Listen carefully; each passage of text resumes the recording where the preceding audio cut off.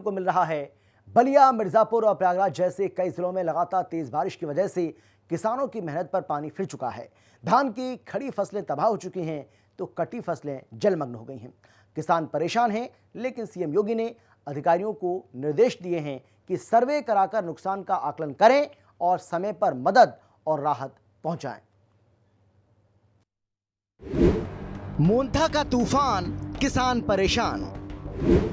मेहनत पर पानी फिरा, किसानों को मुआवजा। सीएम योगी का फरमान, सर्वे, राहत और समाधान।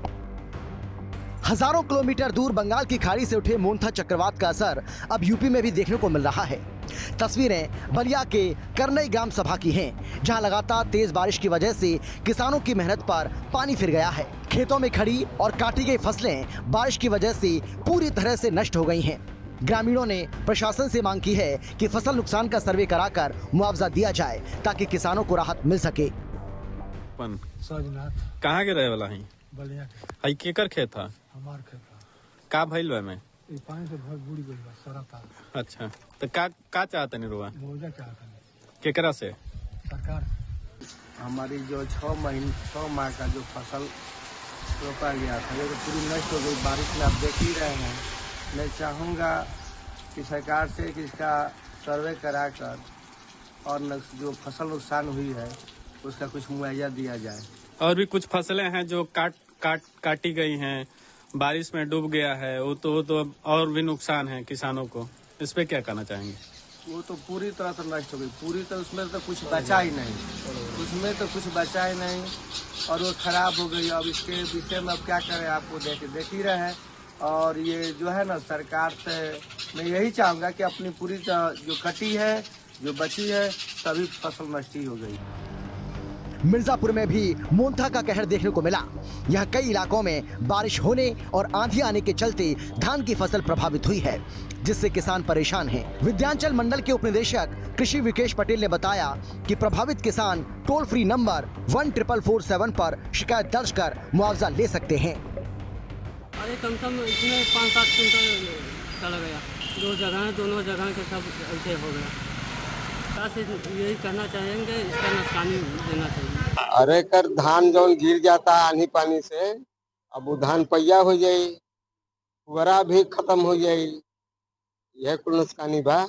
अब उम्मीद का बात है, अब मौसम से अब नुकसानी तो है ये बा बखत। अब लागत जब गिरी जाता तो कहाँ से निकली, तब तक ढेर नुकसान हो जाये। तो वहीं डीएम पवन कुमार गंगवार ने खेत में खड़ी फसलों के लिए हर एक खेत का अवलोकन करने की बात कही। साथ ही 10 से 12% से ज्यादा नुकसान पर मुआवजे की धनराशि देने की बात भी कही गई है। किस क्षेत्रों में किस किसान की फसल में कितनी क्षति हुई है, उसको फिर केस टू केस बेसिस पर देखा जाएगा। उनमें से कितना प्रतिशत क्षति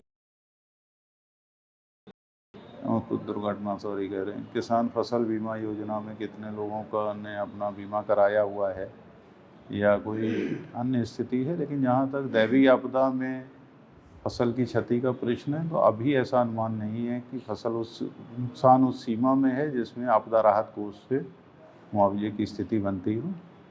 ये जब इसका आकलन कंप्लीट हो जाएगा तो उसमें आपको लोगों को अवगत कराया जाएगा। बात करें संगम नगरी प्रयागराज की, तो यहाँ पिछले 2 दिनों से शहर में लगातार रुक रुक कर बारिश का सिलसिला जारी है। तेज हवाओं के साथ हो रही बारिश के चलते तापमान का पारा लुढ़क कर नीचे आ गया है। ठंड से बचने के लिए लोग दिन में ही आग जलाकर गर्माहट लेने की कोशिश कर रहे हैं। हवा सर, तूफान तो तेजी में आई है और तूफान की वजह से गलन है, पुरवैया का रुख है सर। रिमझिम का बारिश बरस रहा है, गलन है, कहीं बर्फीली पड़ा हुआ है, उसका शीत आ रहा है सर।